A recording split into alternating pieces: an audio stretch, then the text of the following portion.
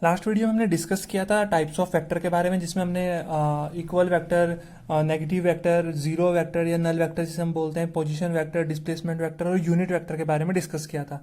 आज की इस वीडियो में हम पढ़ेंगे parallelogram law of vector addition और triangular law of vector addition के बारे में, जो कि काफी इंपॉर्टेंट है स्कूल पॉइंट ऑफ व्यू से।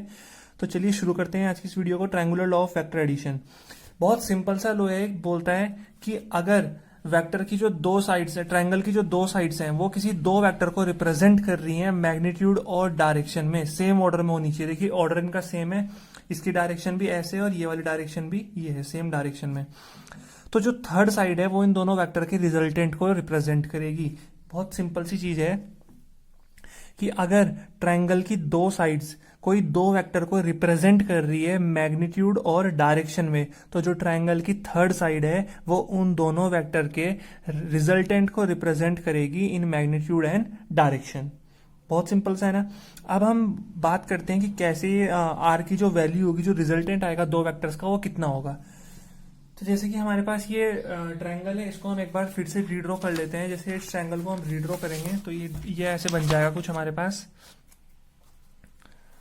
जैसे ये है हमारे पास,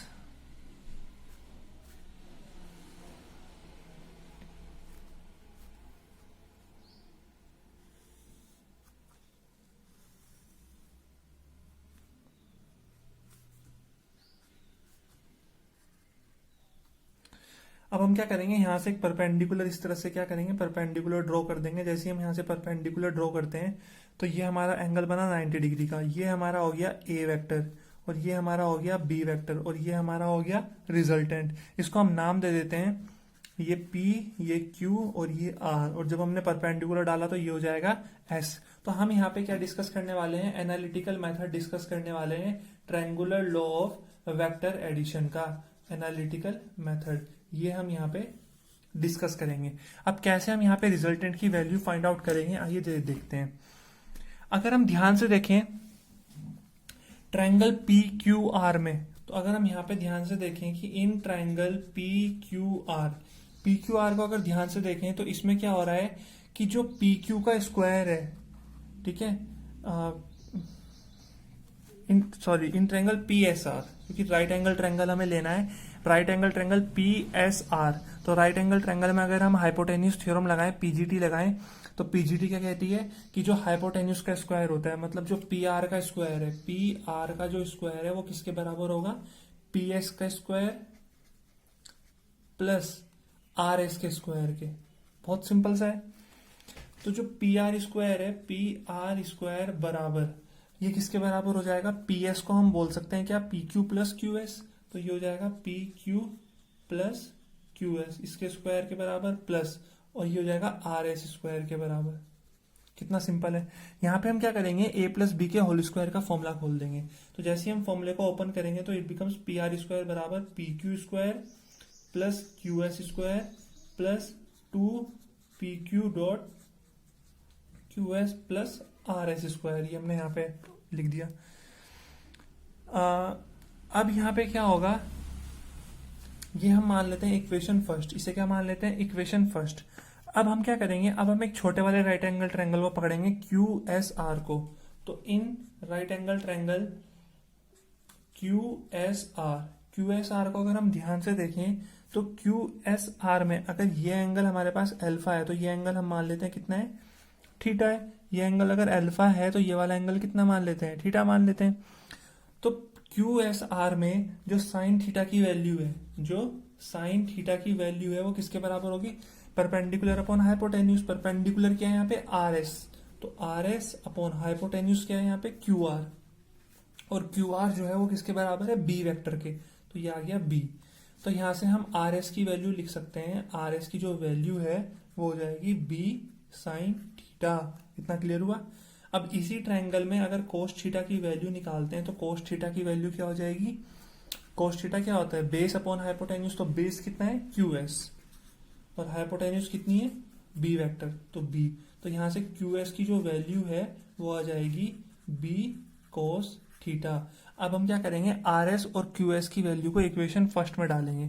तो जैसे ही हम आर एस और क्यू एस की वैल्यू को इक्वेशन फर्स्ट में डालेंगे, ये हो जाएगा आर स्क्वायर बराबर ये हो जाएगा P Q square, P Q कितना है ए, तो ए का स्क्वायर प्लस क्यू एस कितना है, क्यू एस कितना है, या हम बोल सकते हैं क्यू एस कितना है यहाँ पे बी कोस थीटा, तो क्यू एस का स्क्वायर कितना हो जाएगा B square cos square theta plus twice of P Q कितना है ए और क्यू एस कितना है B cos theta plus R S कितना है बी साइन थीटा, तो ये हो जाएगा आर एस का स्क्वायर मतलब B square sine square theta.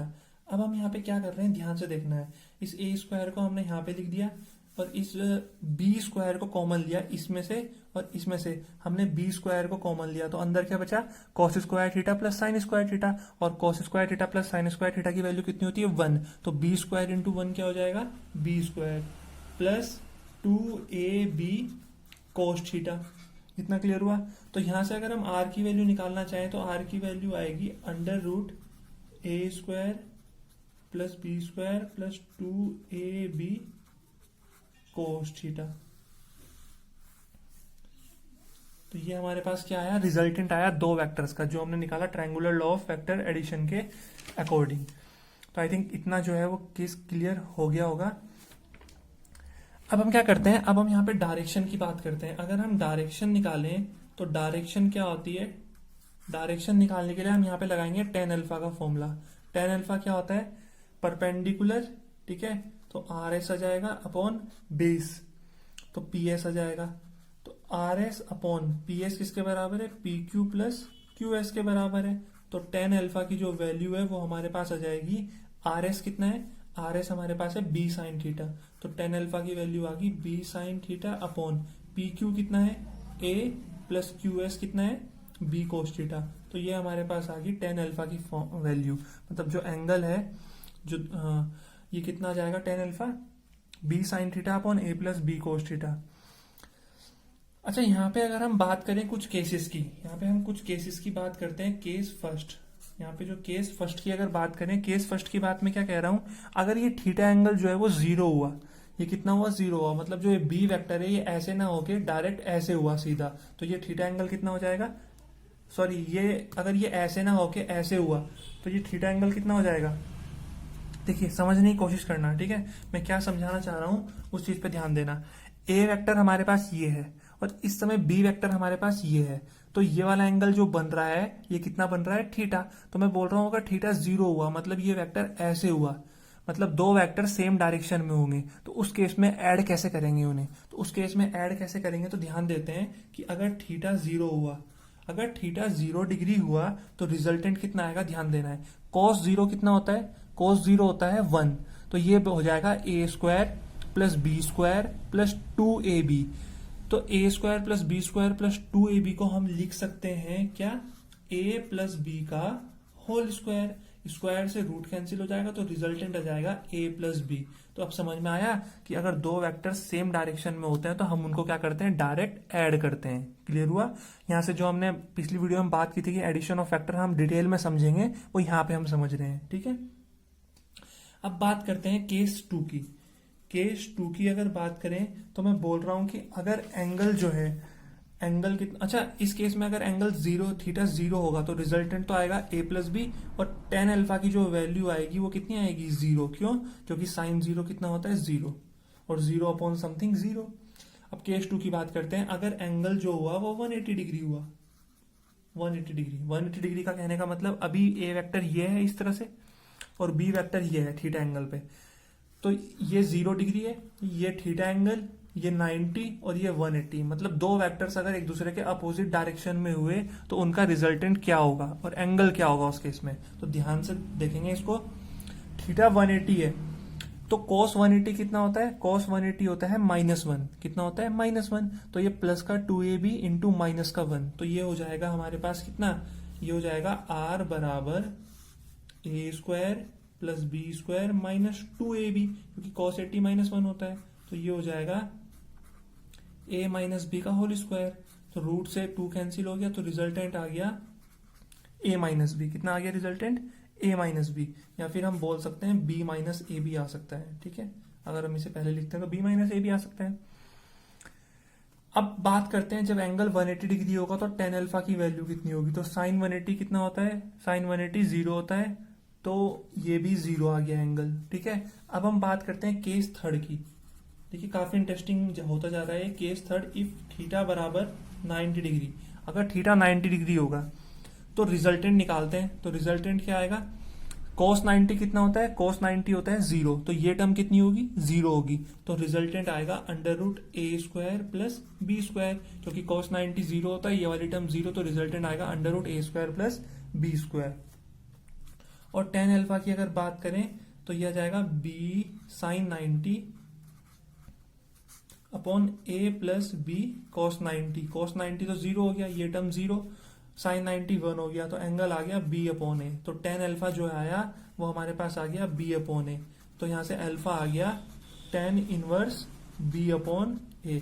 देखो कितना सिंपल है triangular law of vector addition, बहुत इजीली हम इसको सॉल्व कर सकते हैं, कोई प्रॉब्लम नहीं आनी चाहिए इसमें। Triangular law of vector addition में कितना सिंपली हमने सॉल्व किया। क्या बोला था triangular law of vector addition ने, कि अगर ट्रायंगल की जो दो साइड्स हैं अगर वो किन्हीं दो वेक्टर को रिप्रेजेंट कर रही हैं इन मैग्नीट्यूड एंड डायरेक्शन, तो उस ट्रायंगल की जो थर्ड साइड होगी वो उन दोनों वेक्टर के रिजल्टेंट को रिप्रेजेंट करेगी इन मैग्नीट्यूड एंड डायरेक्शन। तो आई होप आपको ये जो एनालिटिकल मेथड है triangular law of vector addition का, ये समझ में आ गया होगा। बहुत इजी मेथड है, घबराना नहीं है, स्टेप बाय स्टेप चलना है, स्टेप भूलने नहीं है हमने। और सबसे किसी भी डेरिवेशन को करने में सबसे जो बड़ी दिक्कत आती है वो स्टार्टिंग में आती है कि स्टार्ट कैसे करें। और एक बार जब डेरिवेशन स्टार्ट हो जाता है तो हमें अपना आगे वाले स्टेप जो होते हैं वो पता चलते रहते हैं। जैसे triangular law of vector addition है, ऐसे ही हमारे पास parallelogram law of vector addition है। Parallelogram law of vector addition कहता है कि if two vectors acting simultaneously at a point are represented in magnitude and direction by two adjacent side of a parallelogram। जैसे parallelogram है, इसकी दो adjacent side कौन सी है, ये और ये। तो अगर ये एडजेसेंट साइड किसी दो वेक्टर को रिप्रेजेंट कर रही हैं p और q, या इसको p q ये भी एडजेसेंट है, ये भी p q एडजेसेंट है, q p ये भी एडजेसेंट है, तो ये अगर रिप्रेजेंट कर रही है दो वेक्टर्स को इन मैग्नीट्यूड एंड डायरेक्शन, तो जो इनका डायगोनल होगा पैरेललोग्राम का वो इन दोनों साइड के दोनों वेक्टर्स के रिजल्टेंट को रिप्रेजेंट करेगा इन मैग्नीट्यूड एंड डायरेक्शन। तो बस ट्रायंगल की जगह पैरेललोग्राम आ गया, बाकी सारा मेथड वही है। यहाँ पे हमने क्या किया, जैसे पैरेललोग्राम था, ये ए वेक्टर ये बी वेक्टर, इसको बी मान लिया, ये ए है तो ये भी ए, ये बी है तो ये भी बी, ये इसका रिजल्टेंट आ गया, नाम दे दिया पी क्यू आर एस। तो हमने क्या किया, ये देखो फिर से ट्रायंगल बन गया ना ये, तो इसी ट्रायंगल को सॉल्व किया बिल्कुल सिमिलर तरीके से, तो रिजल्टेंट हमारे पास वही आया। तरीका करने का बिल्कुल सेम है parallelogram law of vector addition को भी, और एंगल भी इसमें सेम केसेस निकलेंगे। तो हमें सिर्फ triangular law of vector addition समझना है, पैरेललोग्राम में थोड़ी सी लैंग्वेज चेंज करनी है और डायग्राम चेंज करना है, बाकी सारा जो सॉल्व होगा वो इसी तरीके से होगा। इसे भी हम पैरेललोग्राम बनाना चाहे तो इस तरह से, अगर यहाँ पे इस तरह ज्वाइन करें तो ये भी पैरेललोग्राम हो गया। क्लियर हुआ? तो इस तरह से हम parallelogram law of vector addition को भी स्टडी करते हैं। तो आई होप इतना क्लियर हो गया होगा।